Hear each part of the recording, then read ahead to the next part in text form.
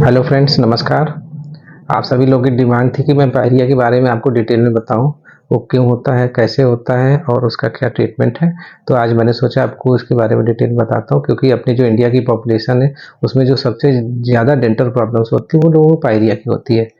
तो आज इसी के बारे में सारी चीज़ें अब बताऊंगा मैं आपको। आप वीडियो लास्ट तक ज़रूर देखिएगा ताकि आपको सही इन्फॉर्मेशन मिल सके, आपकी नॉलेज बढ़ सके और आप जागरूक हो सके।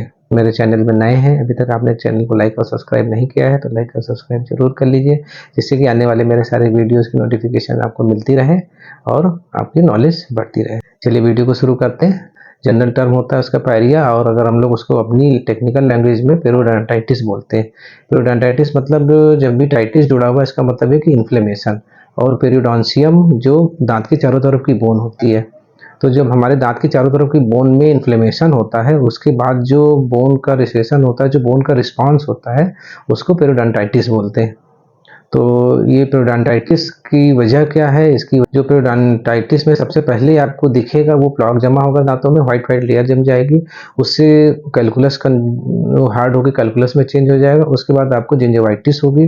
जिंजिवाइटिस के बाद फिर आपको मसूड़ों में ब्लीडिंग होने लगेगी और फिर ये आगे चल के पेरियोडोंटाइटिस का रूप, पायरिया का रूप ले लेता है।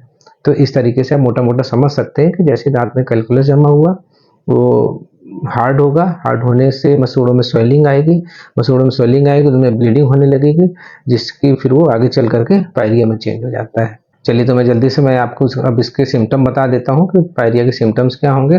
तो इसमें सबसे पहले मसूड़ों में स्वेलिंग आएगी, मसूड़े ब्राइट रेड हो जाएंगे, एक अलग तरह के बिल्कुल रेडनेस उनमें नजर आएगी।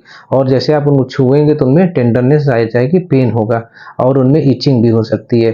कुछ भी खाएंगे तो आपको खाने में प्रॉब्लम होगी, पेन होगा, और जो स्वेलिंग है वो धीरे धीरे टाइम के साथ बढ़ती जाएगी। और फिर उसमें आप जैसे कुछ दिन बाद देखेंगे कि उसमें व्हाइट कलर की पस आने लगेगी। जैसे आप मसूड़े प्रेस करेंगे तो आपको व्हाइट कलर की उसमें पस दिखाई देगी।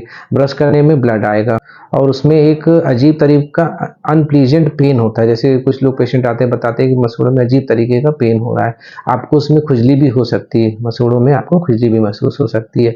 तो धीरे धीरे क्या होता है, जब प्लाक और कैलकुलस बढ़ने लगता है तो उससे बोन लॉस होने लगता है। जब आपका बोन लॉस बढ़ेगा तो आपके दांतों में धीरे धीरे मोबिलिटी भी आने लगेगी।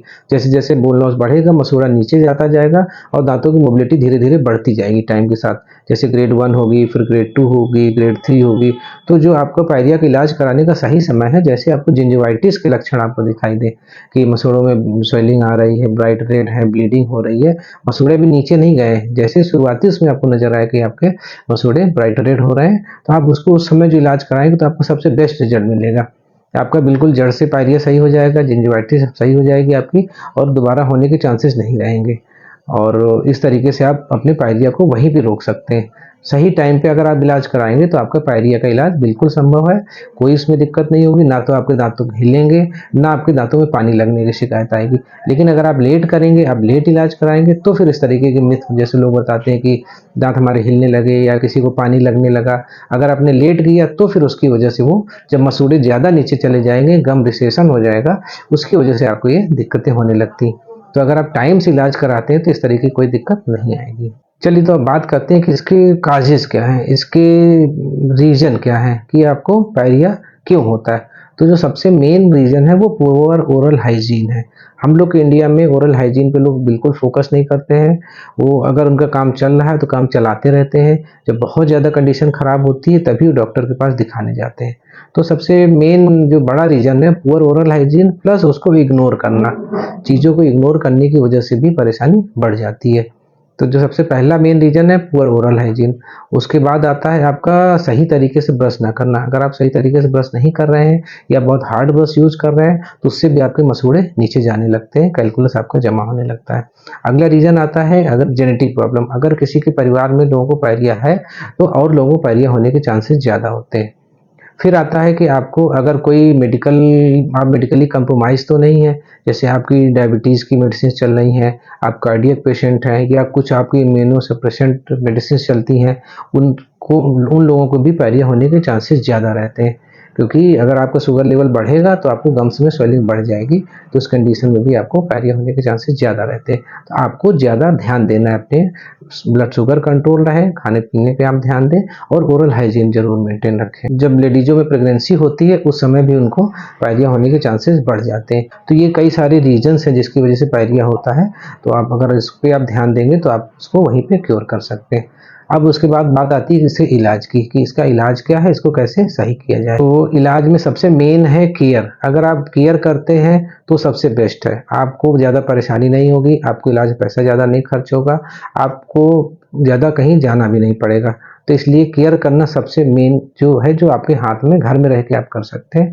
आपको दोनों टाइम ब्रश करना है, आपको फ्लॉसिंग करनी है, और कभी कभी आप गर्म पानी नमक से कुल्ला भी कर सकते हैं। उससे भी आपकी जो मसोड़ों की स्वेलिंग है, जो मसोड़ों के बीच में गंदगी है, वो सब निकल जाएगी। अभी मैंने एक वीडियो में बताया कि आपको इसके जो प्लाक ना जमा हो उसके ऊपर वीडियो बनाया है, तो आप उसको देख सकते हैं।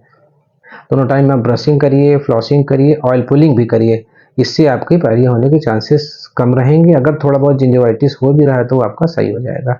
और अगला जो ट्रीटमेंट आता है, अगर आपको इन चीज़ों से आराम नहीं मिल रहा है तो फिर आप डेंटिस्ट को दिखाइए, वो आपका सही इलाज करेंगे, आपको सही इलाज बताएंगे।